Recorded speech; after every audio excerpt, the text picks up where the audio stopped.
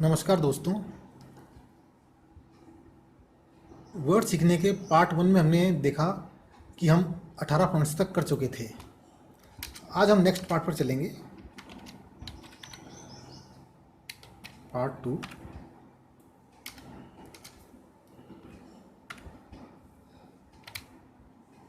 इसमें हम देखते हैं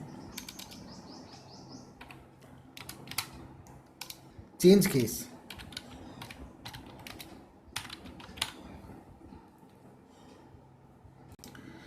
कई बार ऐसा होता है कि हमारे जो वर्ड्स लिखे रहते हैं इनमें या तो कुछ स्मॉल लेटर्स होते हैं और कुछ कैपिटल लेटर्स होते हैं।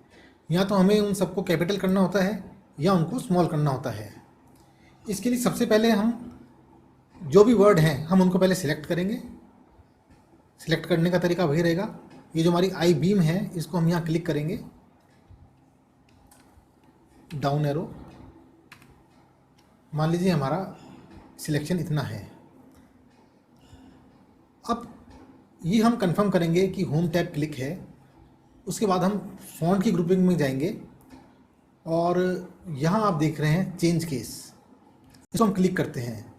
इसके कुछ ऑप्शंस आ रहे हैं जैसे sentence case, lower case, upper case, capitalise each word, toggle case. सबसे पहले हम जाते हैं सेंटेंस केस में। जैसे ही सेंटेंस केस में गए, इसमें जिस तरह से सेंटेंस लिखते हैं और उसका वर्ड का पहला अक्षर कैपिटल होता है, ये उस तरह से लिखा हुआ आ गया है।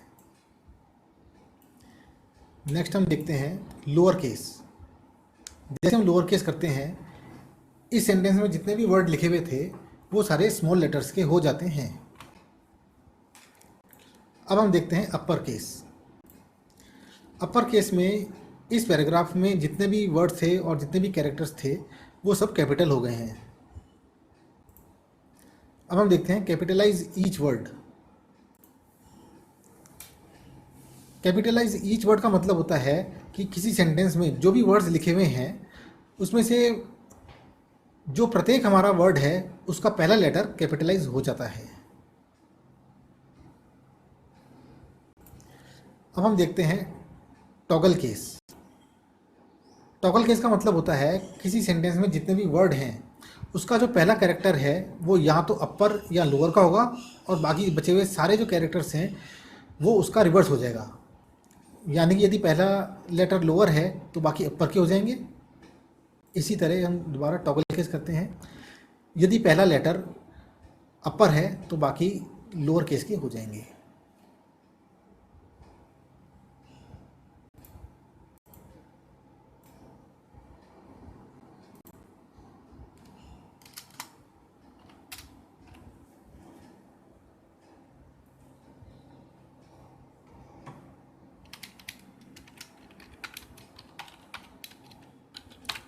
Mini tool bar. दोस्तों, कई बार जब हम फॉर्मेटिंग करते हैं तो फॉर्मेटिंग के लिए सबसे पहले हम जो टेक्स्ट है हमारा उसको सिलेक्ट करते हैं। मान लीजिए हम ये कुछ टेक्स्ट सिलेक्ट करते हैं। जैसे हम सिलेक्ट करते हैं आप देख रहे हैं एक ट्रांसपेरेंट टूल बार आ रही है। जैसे का यूज़ करते हुए हम इसको बार पर लेके जाते हैं तो डार्क हो जाती है। इसे ही हम मिनी टूल बार कहते हैं। मिनी टूल बार का फ़ायदा ये है कि इसमें जितने भी ऑप्शंस हैं वो उस टेक्स्ट पर एप्लीकेबल होते हैं जो सिलेक्टेड है। जैसे बोल्ड, इटैलिक, इसी तरह सारे ऑप्शंस।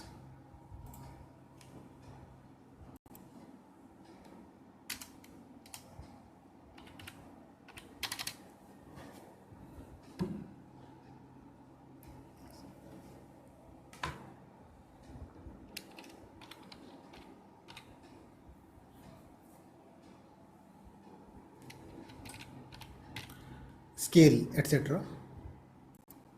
कई बार दोस्तों क्या होता है, हमने जैसे कुछ वर्ड लिखे हुए हैं, हम चाहते हैं कि ये इसके जो अक्षर हैं वो कुछ फैल के आएँ या सिकुड़ जाएं। तो इसके लिए हमारे पास एक कमांड है। सबसे पहले हम इसको सिलेक्ट करेंगे।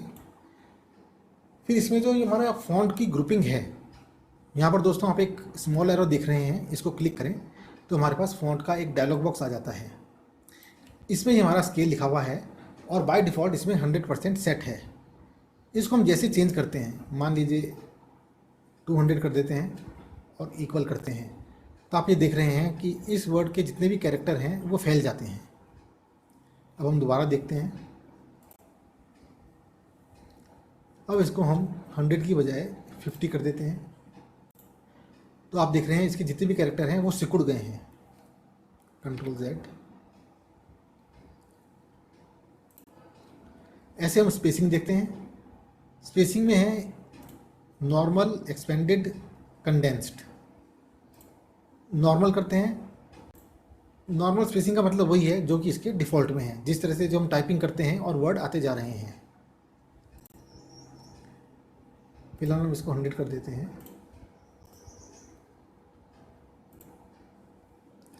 यदि हम स्पेसिंग को एक्सपेंडेड करते हैं तो आप देख रहे हैं ये जो स्पेसिंग है इसके वर्ड्स की ये फैल गई है। ऐसे ही हम देखते हैं कंडेंस्ड।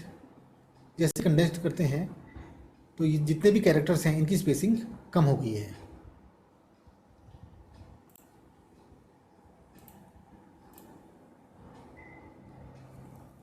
अब हम पोजीशन पर चलते हैं। जनरली अभी जो हमारा टेक्स्ट है वो नॉर्मल पोजीशन पर है। इसको समझने के लिए हम एक दूसरा टेक्स्ट सिलेक्ट करते हैं। जैसे मान लीजिए हमने इसको सिलेक्ट किया, फॉन्ट। अब पोजीशन में हम जाते हैं रेज्ड और लोअर्ड। जैसे हम रेज्ड करते हैं तो जो भी हमने टेक्स्ट सिलेक्ट किया था उसी पोजीशन उठ जाती है। ऐसे ही यदि हम लोअर्ड पे जाएं तो जो इस टेक्स्ट की पोजीशन थी वो नॉर्मल पोजीशन से नीचे हो जाती है। इसको नॉर्मल कर देते हैं। नेक्स्ट हम चलते हैं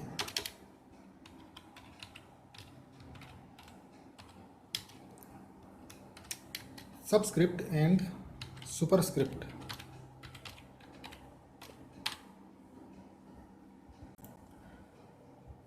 मान लीजिए दोस्तों हमारे पास एक वर्ड है H2O। इस पूरे टेक्स्ट को हम पहले थोड़ा बड़ा कर लेते हैं।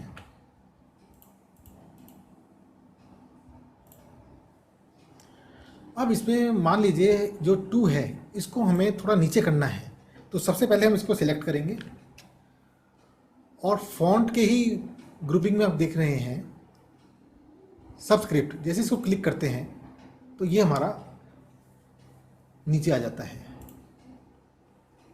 इसको हम सबस्क्रिप्ट कहते हैं। ऐसे हम एक वर्ड और देखते हैं। जैसे हमें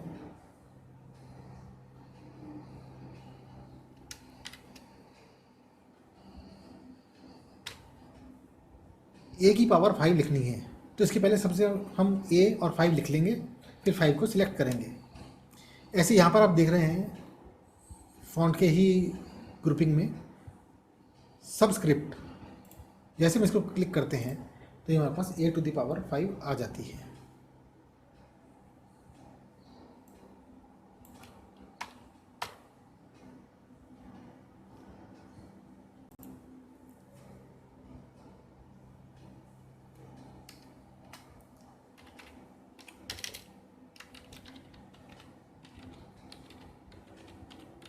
strike through.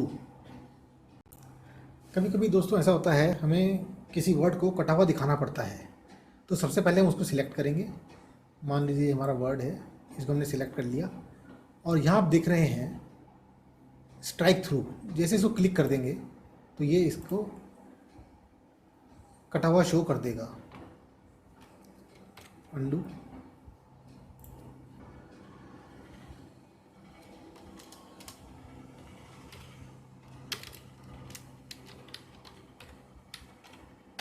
Paragraph.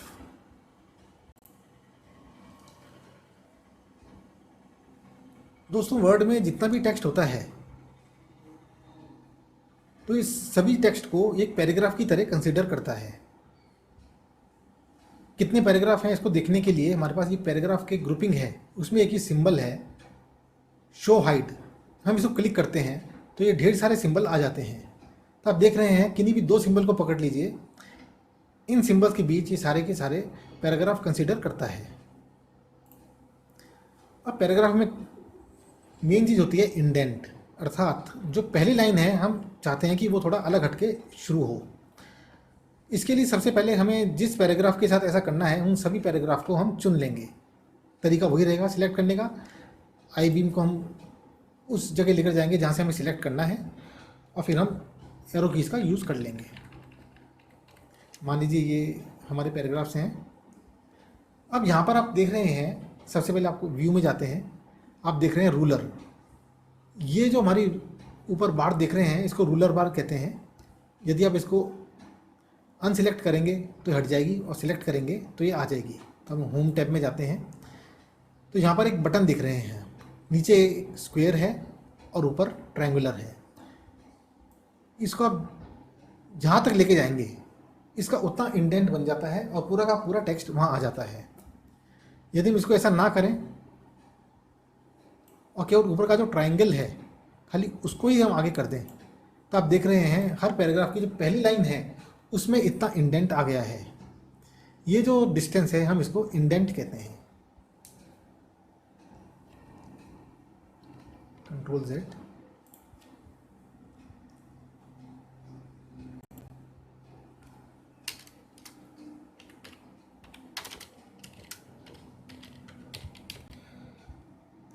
Bullets and numbering.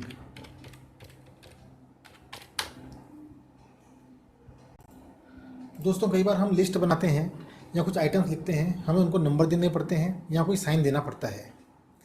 इसके लिए हम जितनी भी हमारी लाइनें हैं, जितने भी आइटम्स हैं, हम सबसे पहले उसको सिलेक्ट करेंगे। मान लीजिए ये हमारे आइटम्स हैं। फिर आप यहाँ पैराग्राफ की ग्रुपिंग में देख रहे हैं ये हमारे हो गए बुलेट्स। जैसे हम इसको क्लिक करते हैं तो आप ये सिंबल आ रहे हैं, इनको ही हम बुलेट्स कहते हैं। इनको हम चेंज भी कर सकते हैं। इस एरो पे क्लिक किया, इस तरह से चेंज हो गए। Control Z। ऐसे ही अब हम यहाँ पर चलते हैं नंबरिंग। जैसे हम इसको सिलेक्ट करते हैं तो ये हमारे नंबर लिखे हुए आ गए हैं। यहाँ से हम यदि स्मॉल एरो पे क्लिक करते हैं तो जितने भी नंबर्स हैं उसकी स्टाइल्स भी हैं। जो भी स्टाइल हम चुनना चाहें वो हम चुन सकते हैं। अंडू। ऐसे ही अब हम यहाँ पैराग्राफ के ही ग्रुपिंग में जाते हैं, मल्टी लेवल लिस्ट। जब हम इसको क्लिक करेंगे तो जिस तरह की स्टाइल में हमें चाहिए वो हम स्टाइल सेलेक्ट कर सकते हैं और उसी तरह से आ जाएगी। Control Z। तो दोस्तों अभी हमने पार्ट 2 में 25 नंबर आइटम तक देख लिए हैं। आप इनकी प्रैक्टिस कीजिए और इसके बाद हम इसके पार्ट 3 पर चलेंगे। धन्यवाद। Best of luck.